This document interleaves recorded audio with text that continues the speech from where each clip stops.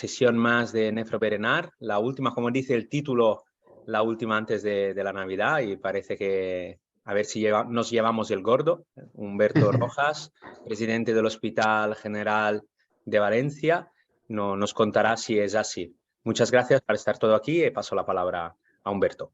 Vale, muchas gracias Marco por la introducción y pues nada, empezamos con este caso clínico que les he traído. Es una paciente de 41 años, originaria de Bolivia, que reside en España desde el año 2017, con unos antecedentes de una conización por una displasia cervical en su país de origen desde hace 7 años, que tenía revisiones anuales hasta el COVID, con la pérdida del seguimiento por el tema de la pandemia. La última radiografía patológica era negativa. Quirúrgico, un antecedente de una ligadura de trompas, de profesión camarera, tóxico, fumador ocasional, sin muchos antecedentes de interés familiares, porque tenía pues dentro de su familia una mascota, un gato.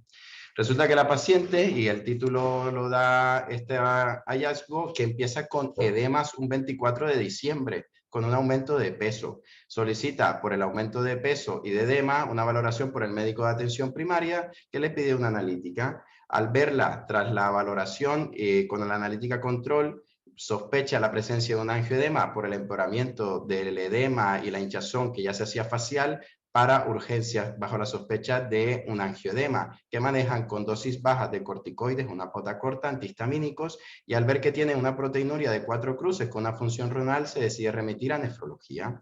Es valorada las consultas de nefrología, donde se inicia tratamiento diurético con 2 comprimidos de Seguril y una tiazida, y se solicita el estudio ambulatorio. Lastimosamente, a pesar de la proximidad de las analíticas, la paciente acude a urgencia antes de poder llegar a la nueva visita, con una situación de anasarca, disminución de la diuresis, espuma en la orina y disnea en decúbito. En urgencias vemos que tiene unas constantes dentro de unos límites normales, una saturación adecuada. Llama la atención la presencia de unas molestias a nivel de epigastrio y el edema con fobia bilateral hasta las rodillas, sin signo de trombosis profunda. Se solicitan pues estudios complementarios, en los cuales destacamos que tiene una fórmula de hemograma dentro de la normalidad, con unos leucocitos que llama la atención la presencia de unos eosinófilos aumentados. En la bioquímica, una hiponatremia leve con una tendencia a la hiperpotasemia. Un deterioro de la función renal que ya conocíamos que previamente era normal, y una albúmina sérica de 1,6. Estos aportes datos de la consulta que se habían solicitado. Una coagulación normal y un estudio de orina con 4 cruces de proteínas que se confirma con un ratio de 10 gramos-gramo. Se piden más estudios, en el cual tenemos una radiografía de tórax sin hallazgos llamativos y una ecografía renal con riñones de tamaño normal sin dilatación.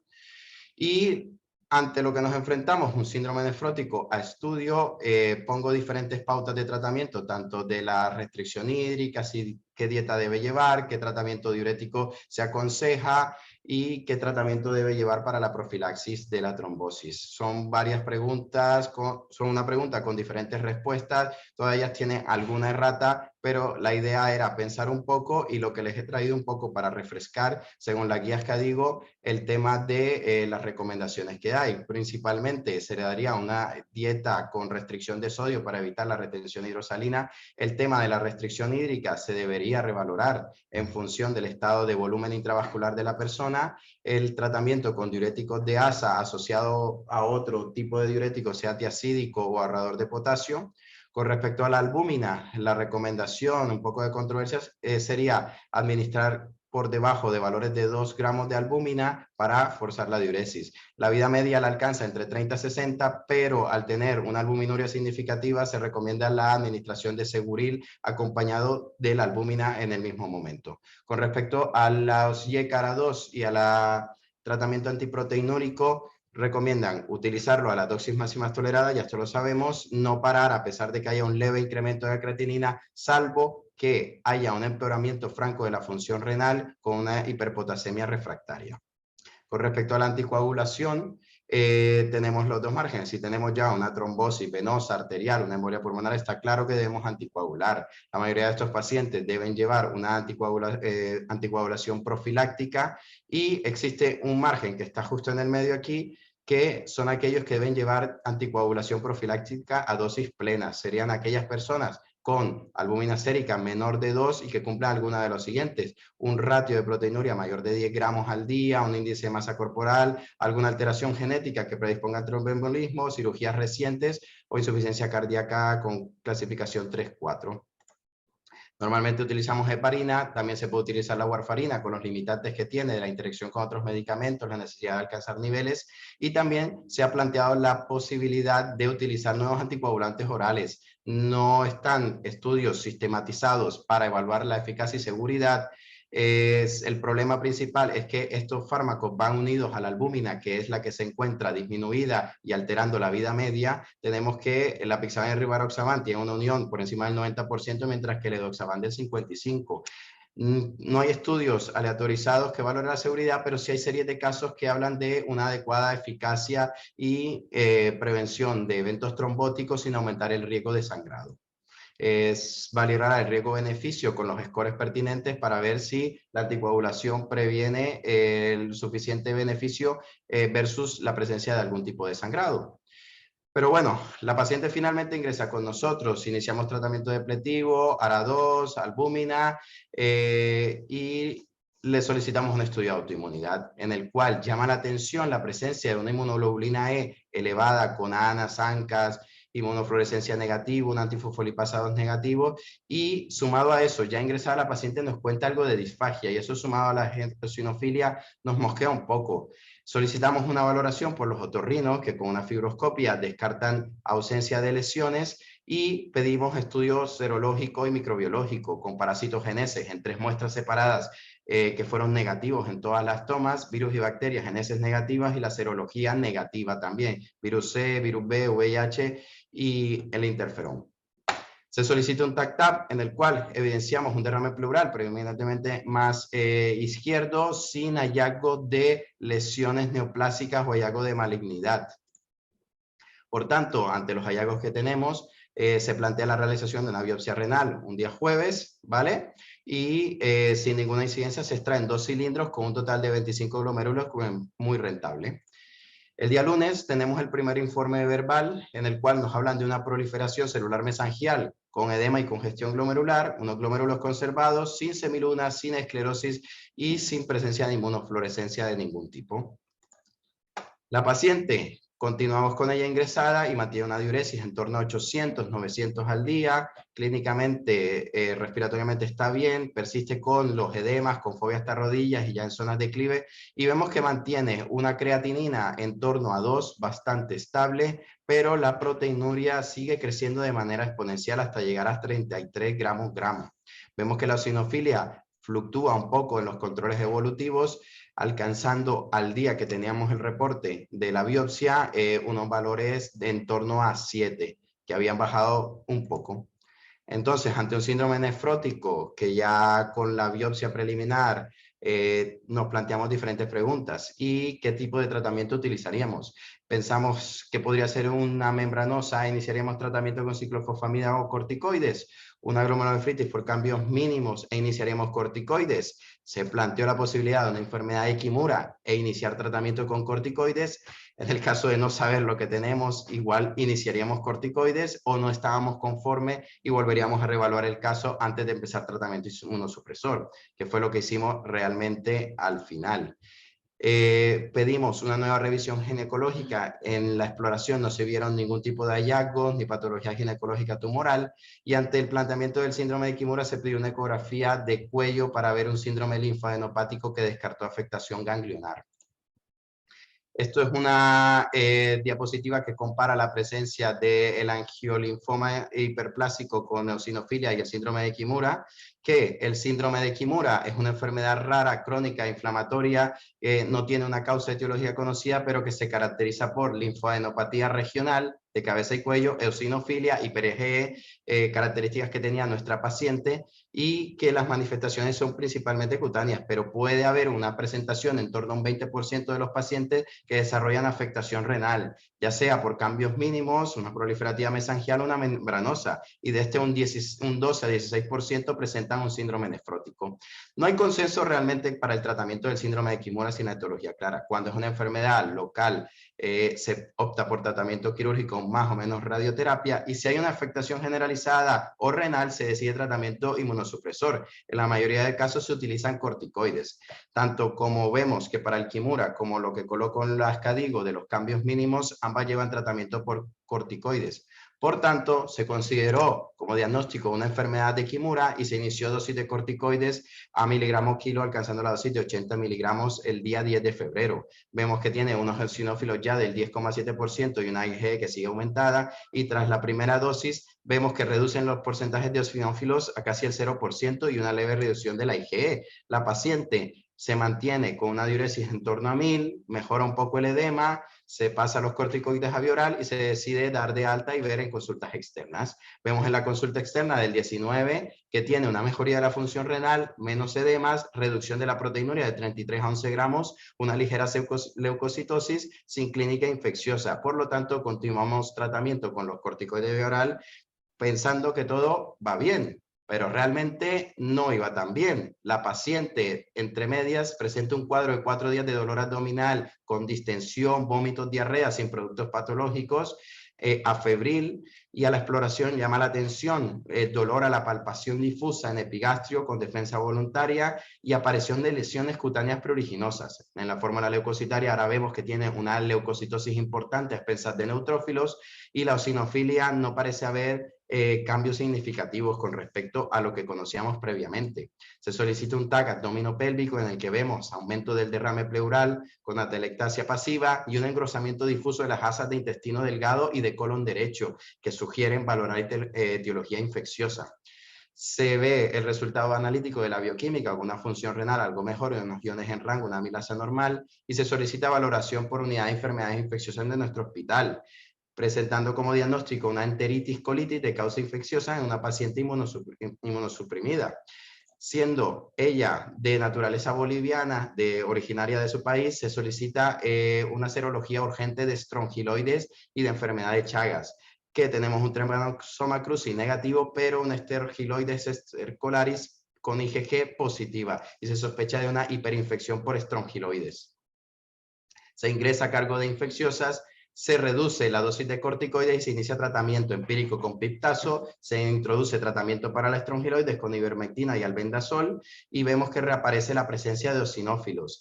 Al día siguiente del ingreso se confirma en heces la presencia de estrongiloides que no estaba presente. Paulatinamente se reduce la dosis de corticoides y se finaliza el tratamiento con albendazol el día 7 de marzo, cuando se pasa al día 11, donde confirmamos cultivo de migración de larvas negativos y se suspende tratamiento con ivermectina. La paciente se decide de alta con prednisona 5 miligramos al día, y podemos observar que estamos en el mismo punto en el que empezamos, con una albúmina sérica de 1,7 y un ratio de 12 gramos.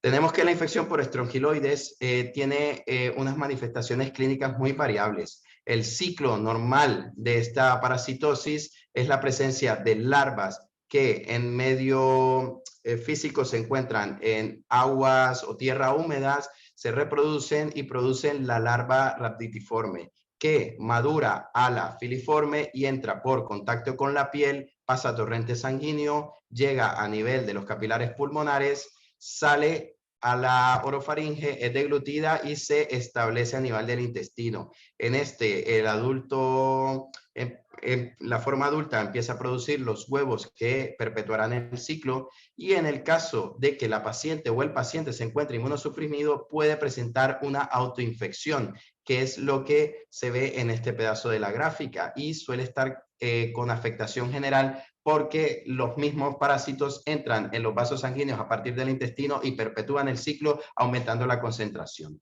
Pueden ser las manifestaciones clínicas muy variables, desde pacientes asintomáticos con afectaciones cutáneas, respiratorias, síndrome de Lofer o hiper-IgE, y afectaciones asmáticas, gastrointestinales por la afectación del parásito, o la hiperinfección, que es la aparición de todos estos síntomas.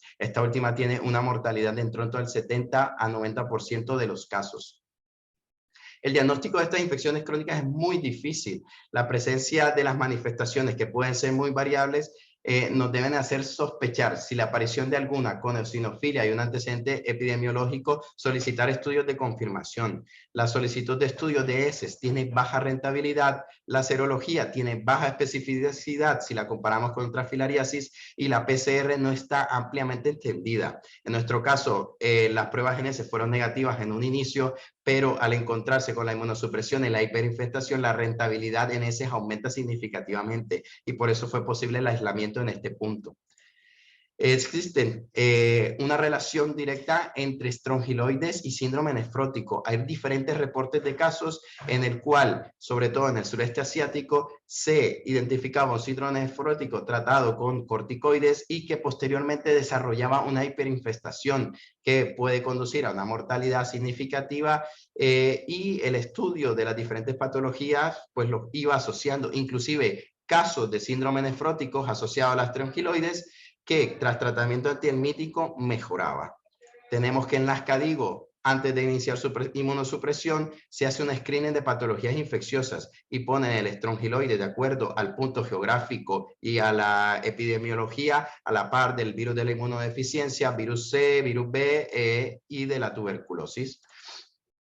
Vemos que en esta serie de casos de síndrome nefrótico con estrongiloides, la mayoría de las biopsias que se llegaron a hacer de acuerdo a la estabilidad o no de la paciente, de los pacientes, mostraban cambios mínimos en el resultado de la biopsia, y algunos de ellos alcanzaban la remisión tras tratamiento con los antihelmínticos. No hay una fisiopatología establecida directa, pero se postula la presencia de algunos inmunocomplejos en presencia de antígenos de estrongiloides en la biopsia renal. Tenemos que entonces la estrongiloides lo encontramos sobre todo en zona tropical, subtropical, en estados de Brasil y del sureste asiático, ¿vale? Pero no nos podemos quedar con eso. Lo traigo a colación porque nosotros que estamos en la Comunidad Valenciana tenemos casos de estrongiloides autóctonos en la zona de la Safor y de la Baja Vega, y de la Vega Baja, perdón. Entonces, para tener en cuenta entre las patologías membranosas y a la patología nefrótica y la inmunosupresión, la presencia de los estrongiloides dentro de los exámenes que tenemos que pedir. Entonces, la paciente recibió tratamiento con inmunosupresión con corticoides durante 16 semanas, persistiendo a pesar del tratamiento con ivermectina, albendazol y la confirmación de erradicación, la proteinuria y el edema nefrótico. Existen diferentes tipos de tratamiento y quería preguntar un poco qué tipo de inmunosupresión pasarías una vez a haber visto la refractariedad al tratamiento corticoideo y a la erradicación de la posible etiología de los cambios mínimos, puestos de las diferentes opciones. Y realmente lo que pasó en nuestro caso, la paciente tuvo un nuevo ingreso por diarrea, ya confirmamos que el estrongiloides era negativo, se encontraba con un deterioro de función renal y con un ratio de proteinina muy elevado, se decidió iniciar ante aislamiento microbiológico nuevamente la dosis de corticoides, recibimos entre medias el resultado de la biopsia definitiva con hallazgos estructurales compatibles con enfermedad de cambios mínimos, con un borramiento pedicelar del 60%, sin afectación de los capilares, ni engrosamiento, ni rotura de membrana. A pesar de subir nuevamente la dosis de corticoides, como les decía, completó las 16 semanas y se decide reducir la dosis de tratamiento e inicio de un narrador. En este caso se optó por tacrolimus. Lastimosamente, la paciente, tras iniciar el tacrolimus, presentó un nuevo ingreso por una celulitis por arañazo de gato, en el cual empeoró el edema, se tuvo que realizar un triple bloqueo de la nefrona para diurético y un aumento de la proteinuria, y se decide retirar el tacrolimus y se reduce las corticoides. Tras finalizar el tratamiento antibiótico y altas dosis de tacrolimus y corticoides, la paciente persiste tras 4 meses con un ratio de 38 gramos de hipoalbuminemia. Se decide entonces suspender el tacrolimus, iniciar rituximab, prednisona a 30 miligramos y paulatinamente vemos que la paciente presenta una disminución del ratio de 21 gramos con aumento ligero, con necesidad de diurético intravenoso en hospital de día. Y vemos en este gráfico la evolución de la paciente. Se mantiene con la dosis de mantenimiento de rituximab en el mes de noviembre y vemos que la albúmina mejora ligeramente, ya volvemos a unos ratios de 13 gramos Y el último análisis, control que teníamos registrado, recientemente a la paciente le toca ahora el siguiente mantenimiento en diciembre, tenemos que el peso está controlado, no hay aumento de edema, se ha mantenido con una función de 1,49 de creatinina, una albúmina sérica que ya está en 2,4 gramos y un ratio que va oscilando dependiendo de la evolución que lleva la paciente.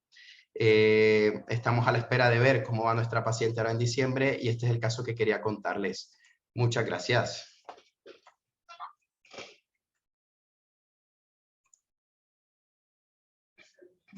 El micrófono, Marco, disculpa. Perdonáis. Muchas gracias, Humberto. Y menudo caso para acabar el año, ¿eh? Un desafío, supongo, para todos. Entonces, si quieres, lo primero, vamos, aparte de agradecerte, dirías, habríamos una rueda de preguntas con los otros hospitales, tanto comentarios como preguntas directas. Yo también tengo unas cuantas, pero si quieres, iniciamos antes con los demás residentes.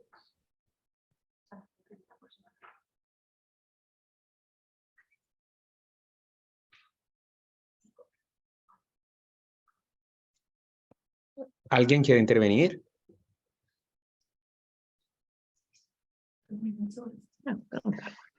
Hola, buenas tardes. Hola. A ver, estamos comentando porque tenemos algunas dudas.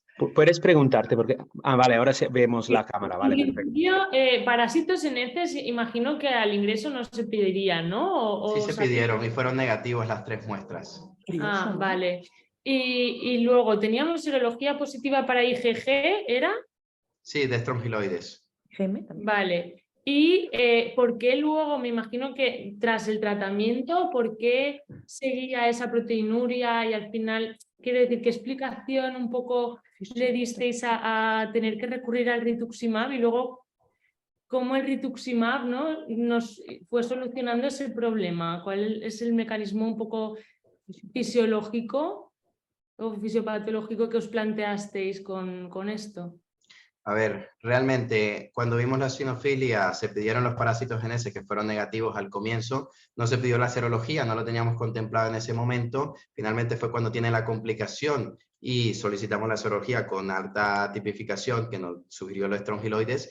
Existen los casos de síndrome nefrótico asociado a estrongiloides con remisión, pues quitamos el agresor, mejora, pero no en todos los casos resulta de la misma manera. Puede ser algo que está relacionado. Con respecto al tratamiento de los cambios mínimos, ya que no respondió al tratamiento con ivermectina y albendazol, se le dio la dosis máxima de corticoides en el tiempo pautado y se decidió pues a tratamientos de segunda línea como una refractariedad a corticoides. Se optó principalmente por tacrolimus en su momento, que tiene pues unas remisiones, según lo que dicen las CADIGO, en torno a 80-90%, bastante bien, pero a pesar de eso y con las complicaciones que había tenido, se decidió suspender, ya que a pesar del tacrolimus seguía con ratios muy altos. Otra de las líneas de tratamiento que nos planteábamos era ciclofosfamida con una paciente joven, la ciclosporina, ya habíamos llevado tacrolimus, y dentro de las opciones, por seguridad, comodidad en el tratamiento y demás, se optó por rituximab. Realmente en el seguimiento le ha venido bien a la paciente, la tenemos controlada con una función renal, la proteinuria sigue alta, pero de una manera estable, que no volvemos a ver las barbaridades de 30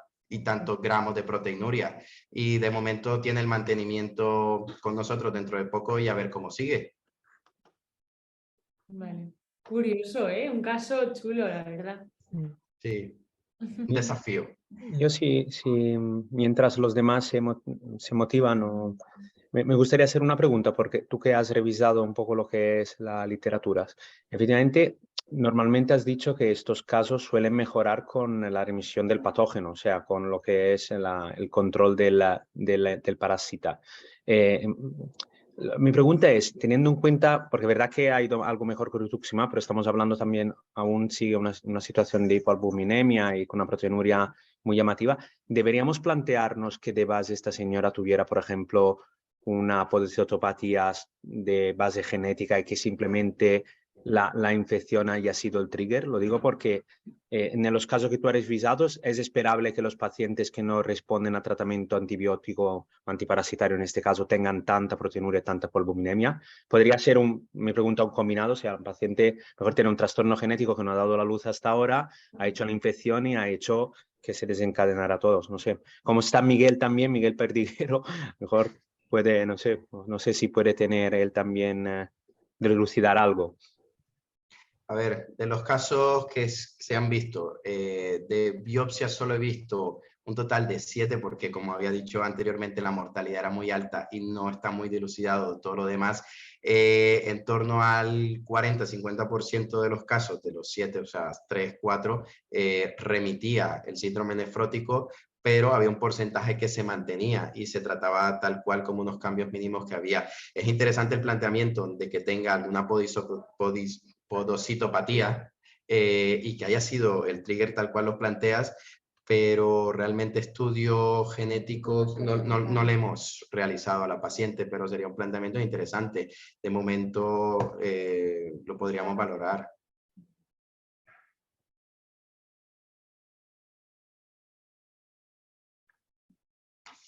Miguel, esperamos tu comentario. Te llamo. Sí. No estamos haciendo un trasplante renal y no hace más que llamarme, con lo cual la he escuchado a saltos. Lo único es que cuando vemos sudamericanos con patología glomerular y una IG alta, tienes tú que demostrar por encima de todas las cosas que no tiene una parasitosis. Eso yo creo que tiene que quedarnos claro, ¿no? En este tipo de pacientes, ¿no? Que hay que insistir y que salgan las pruebas negativas y buscar como sea, de la forma que sea, porque lo van a tener, ¿no? No poner diagnósticos del mundo occidental, caucásico, hiperplasias nodulares y cosas de estas que tú dices, bueno. Yo creo que hay que insistir mucho en descartar parasitarias, ¿no? Incluso leishmaniasis y cosas de esas que te pueden dar cuadros también abigarrados glomerulares que simulan cualquier patología autoinmune y cosas de esas, ¿no? Son siempre cuadros difíciles de diagnosticar y tú tienes que perseverar en ellos. Pero vamos, lo que he podido escuchar, que es la mitad, muy chulo, ¿eh?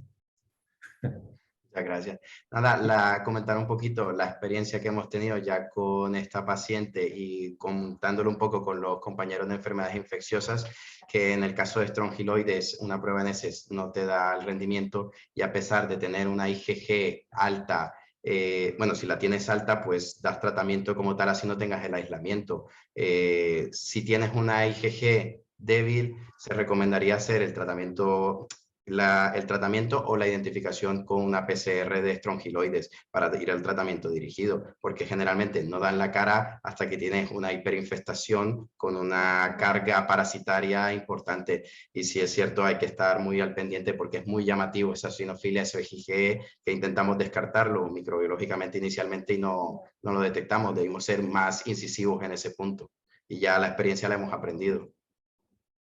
Y Humberto, mira, si nadie hace preguntas, no sé si hay más preguntas, como has puesto un par de diapositivas, me gustaría que volviera a remarcarlo, que sí, en esta paciente en concreto ahora creo que en el último control tenía una albumina de 2,4, una proteinuria más de 10 gramos, o sea, en este momento seguís teniendo la anticoagulada, esta paciente.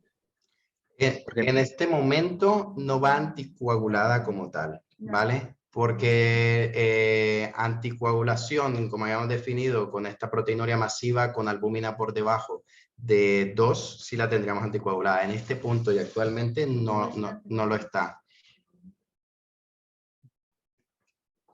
Yo tengo una pregunta también, Marco. Sí, claro.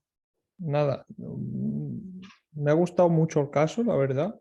Y sí que llama la atención a la evolución de esta paciente, con cambios mínimos de lo normal suelen llegar a remisión. Al final, si no con corticoides, también con rituximab, y en este caso, pues ahí la tenéis, ¿no? Con mejoría de la albúmina, pero con 18 gramos. ¿Os habéis planteado rebiopsiarla? Sí, pero la paciente está un poco reacia y no quiere. Realmente no lo he puesto aquí, pero entre medias y en la evolución ha tenido algunas complicaciones, tuvo una pancreatitis entre medias, no es muy cumplimentadora. consulta más cuando ya se encuentra con algo mal, como la tenemos con rituximab. Si tiene un constipado aparece, pero de una cita normal en la paciente tampoco es que quiera acudir a visita. Y realmente se le ha planteado, se le ha ofertado nuevamente, pero la paciente se encuentra reacia, como se encuentra clínicamente controlada, de momento no ha aceptado mucho. ¿Y ahora tratamiento con el que la tenéis? ¿Solo con rituximab? ¿Cada 6 meses? ¿Cada Tenemos X? con 1 gramo, precisamente tiene ahora en diciembre la dosis de gramo de rituximab de mantenimiento y la visita posterior pues que le toca. La dosis anterior fue en julio de este año. Así que la tenemos de diciembre a diciembre. ¿Y os basáis en poblaciones o dais a piñón fijo y hasta cada 6 meses? Porque al final sí que es verdad que si sospecháis un cambios mínimos, el mecanismo de acción no es por las poblaciones, sino que es más por activación directa de los receptores, esto que tiene estabilización de los microtúbulos. Entonces, no sé si os habéis planteado en algún momento parar y decir a ver qué pasa o vamos a tener la crónica con rituximab o qué.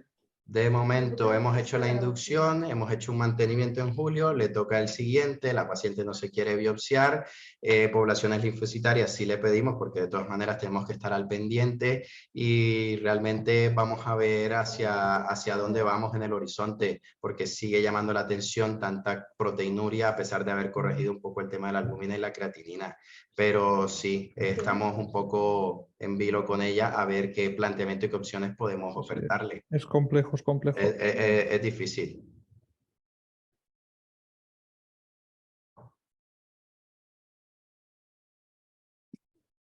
¿Y eosinofilia ya no tiene? Perdón, como nadie dice. No, mucho, eosinofilia ya ha desaparecido. Ya una vez tratado Con los cordis y con sí, todo. sí, es correcto. Con la inmunosupresión que llevó, ya una vez hizo la remisión del estrongiloide confirmado y de vez en cuando le seguimos pidiendo, sigue con... No tiene presencia de eosinofilia. Ya esa parte ha remitido.